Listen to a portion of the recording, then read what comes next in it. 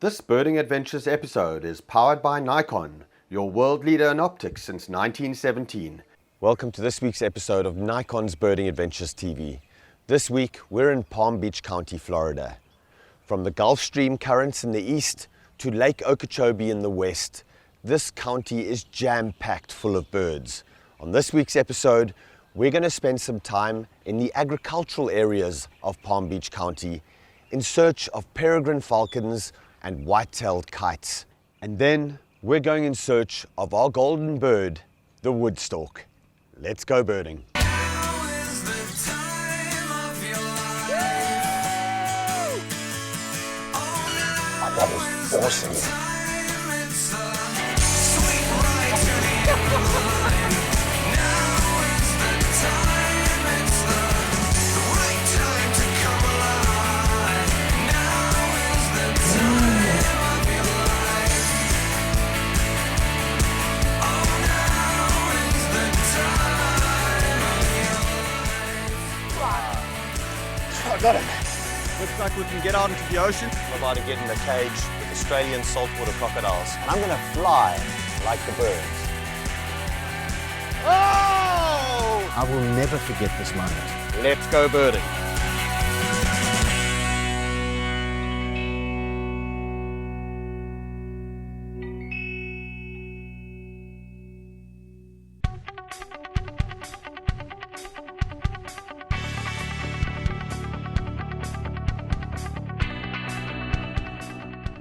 Palm Beach County is one of the largest and most eco-diverse counties in all of Florida, and the Palm Beaches are a paradise of never-ending outdoor activities and things to do and see.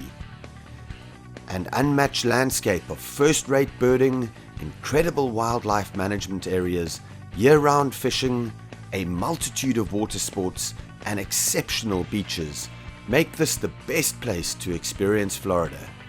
From the Everglades to the Atlantic Ocean, you are sure to find things to do that will stoke your passions and make lasting memories.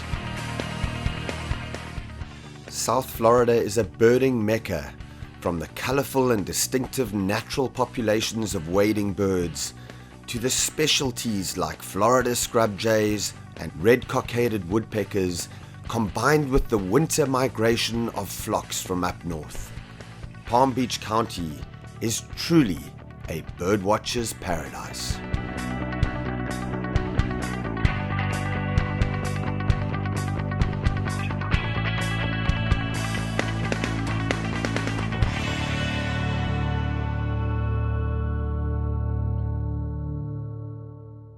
Lake Okeechobee is one of the largest freshwater lakes in North America. In fact, this lake is so big that it functions like an inland sea. And this is also reflected by the species of birds that are to be found here. Birds like brown pelicans and seagulls, which one normally associates with the ocean, are found in this huge inland lake.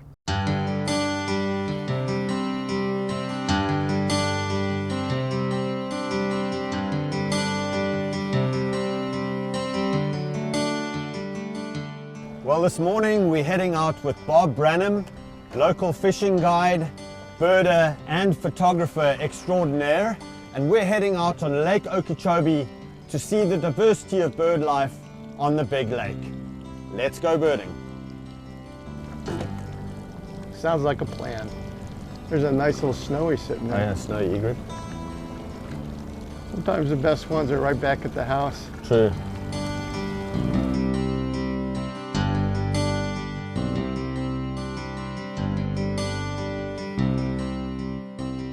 Lake Okeechobee is the largest lake in Florida and the second largest natural freshwater lake contained within the contiguous United States.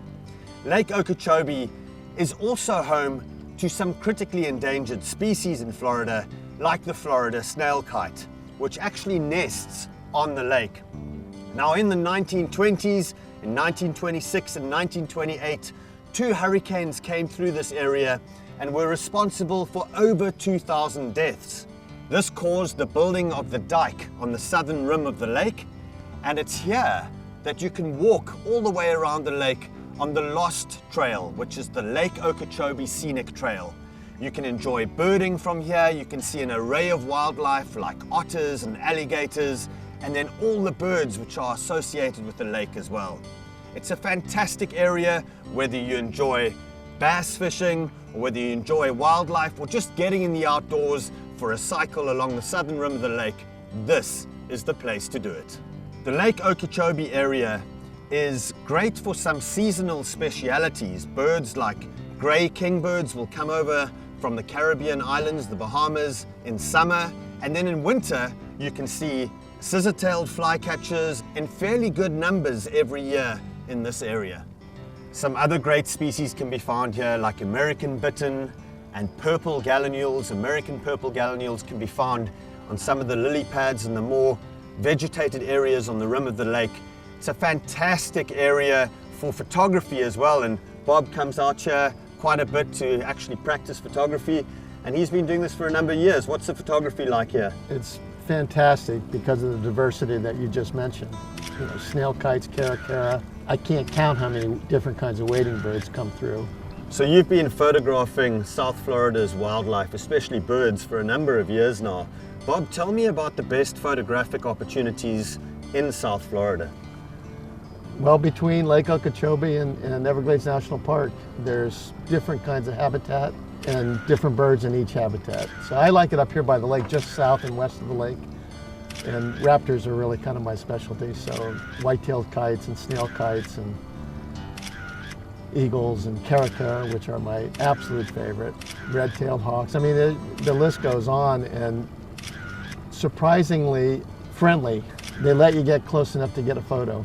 Put some time in and you can check off all of your boxes. That's the great thing about out here. There's always something going on. Around every corner there's liable to be, you know, your lifetime birds sitting there.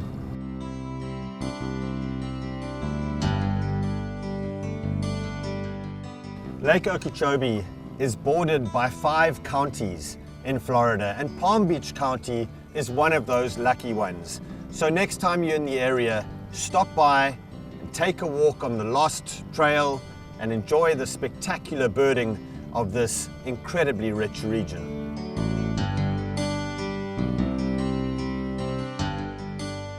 Well, we've had a nice variety of birds this morning on the boat on Lake Okeechobee. We're now going to head out into the agricultural areas of western Palm Beach County with Bob, and he's going to show us some of his best sites for some raptors and other specialty species.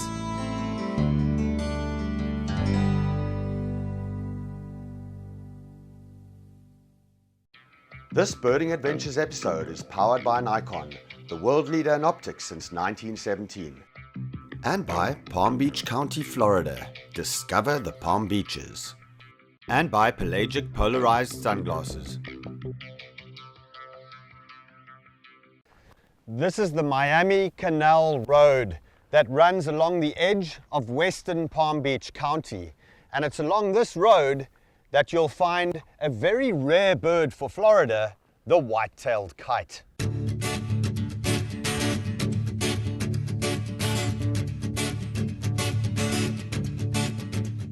You just drive and you watch out for them perched at the top of these telephone poles on the wires, and they use that as a vantage point to look for small rodents, which is their favorite prey. We'll often also see these white-tailed kites hovering for their prey. So they'll fly fairly high, they'll spot a rodent on the ground, and they'll hover and maintain their position before they plummet in for the kill.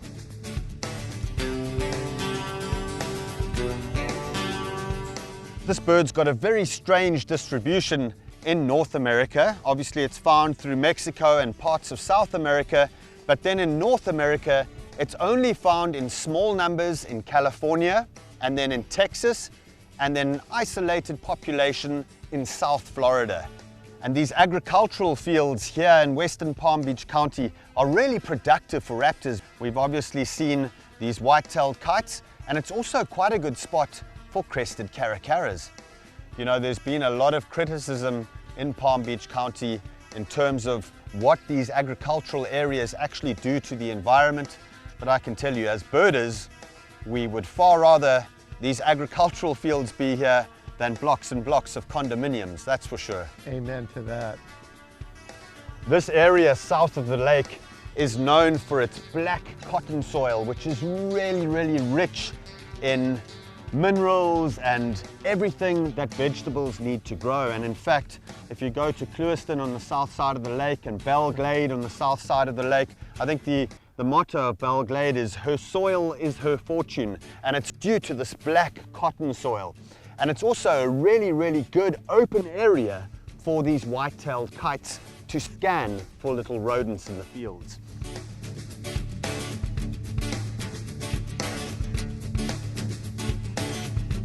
Oh, there's one flying right across the road. Do you see him? Oh yeah, yeah. He's flying off the lamppost. He's landing in that tree. Now this is great because we get to see white-tailed kites in their natural environment on a tree, perched at the top of a tree. Look at that. He's quite far away, but a wonderful sight of white-tailed kites on top of a tree.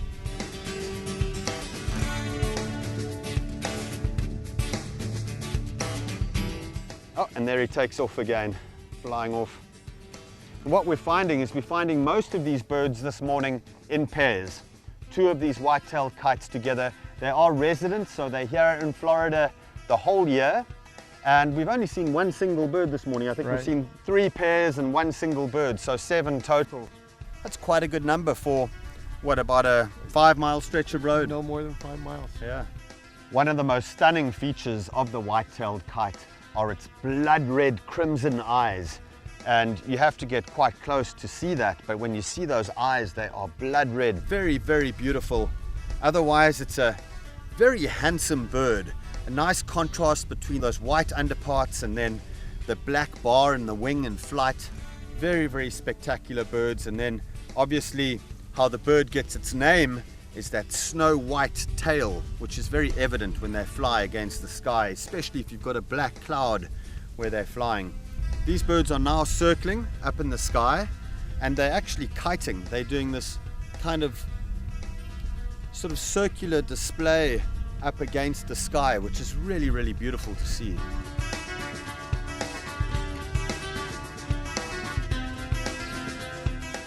Well, Bob, it's been an absolute pleasure birding with you. We really appreciate you taking the time to show us all these great birds. Thank you for those nice things you said about me. No worries, anytime. Part of it's true, maybe. Excellent. Well, stay with us when we come back to feature our golden bird for this episode, the woodstork.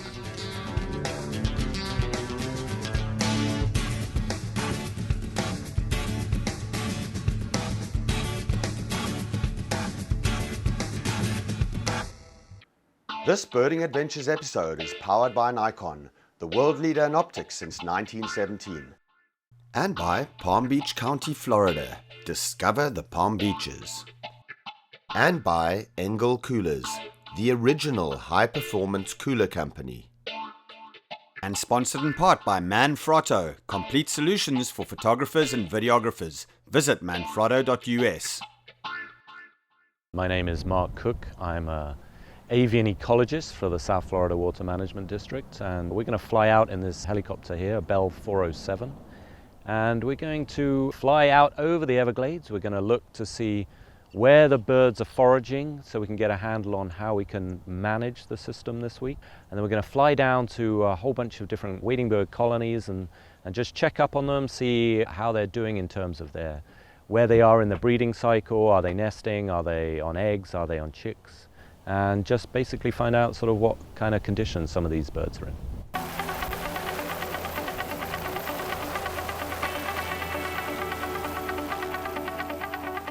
First of all, we're going to be flying over the Loxahatchee National Wildlife Refuge. That's sort of characterized by lots of small pop-up tree islands. And these tree islands are the biodiversity hotspots of the Everglades. That's where all the birds nest.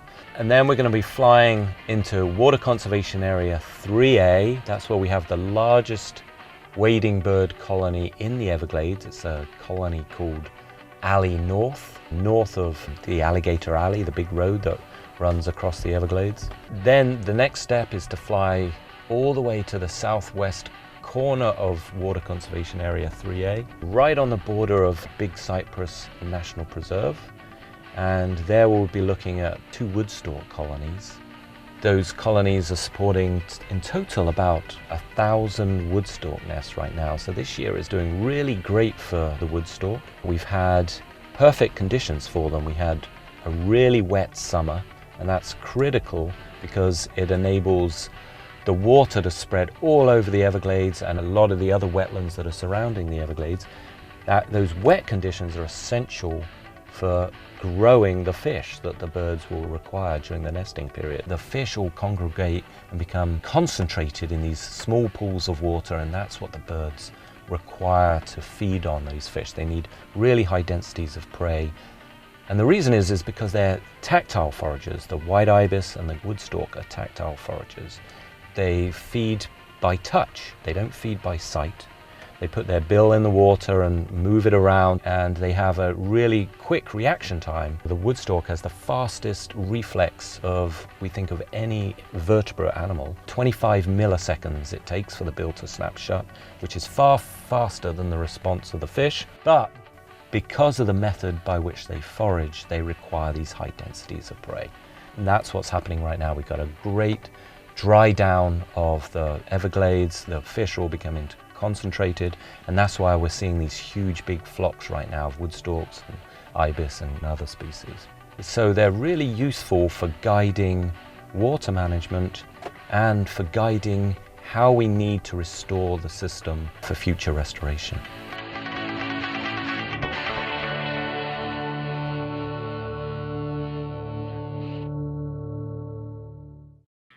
This Birding Adventures episode is powered by Nikon, the world leader in optics since 1917. And by Palm Beach County, Florida. Discover the Palm Beaches. And by Engel Coolers, the original high-performance cooler company.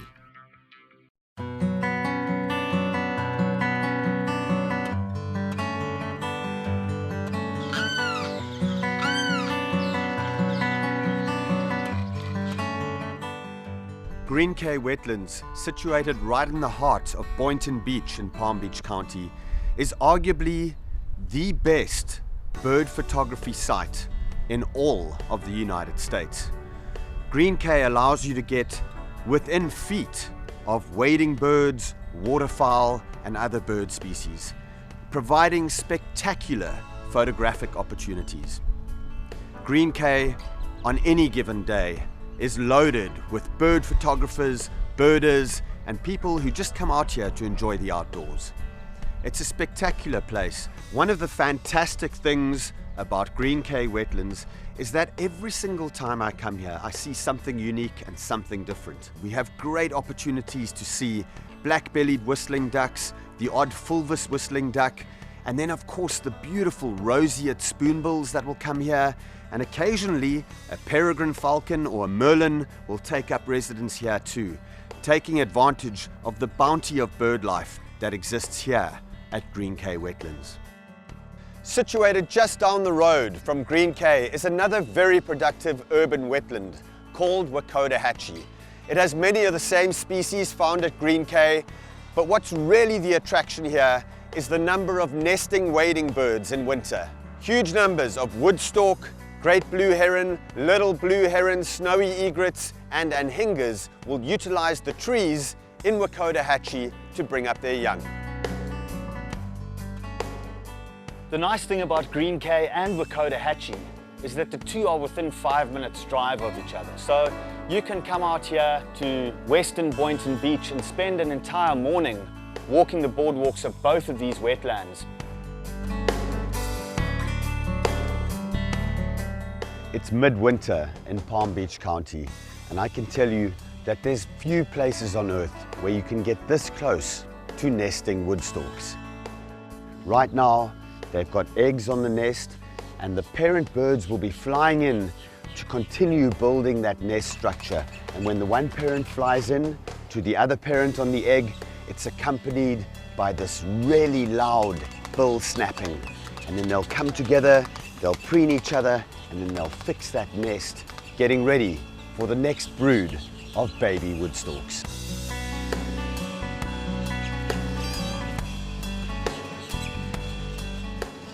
One of the ways to tell a woodstalk in breeding plumage is to look down below at its feet. During breeding season, woodstalks have these conspicuous pink feet. And those pink feet form another really important function, because as the woodstalk feeds, he moves those pink feet in the sediment, waiting for a little minnow to shoot out into that long, decurved bill. The woodstalk's cousin, the European stalk, is renowned in children's fairy tales for the bird that brings babies. Well, I can tell you something. These woodstalks are getting plenty of practice.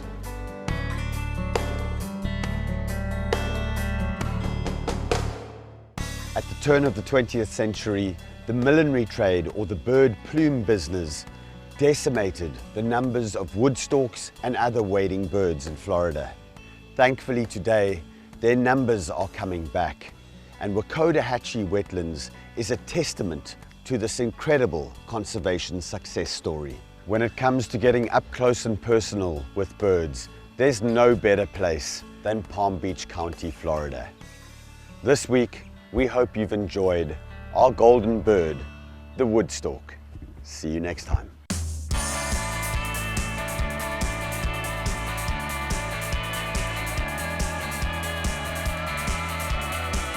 It's sitting on a station floor, heading back to a place you've never been before. And it's hard to be happy and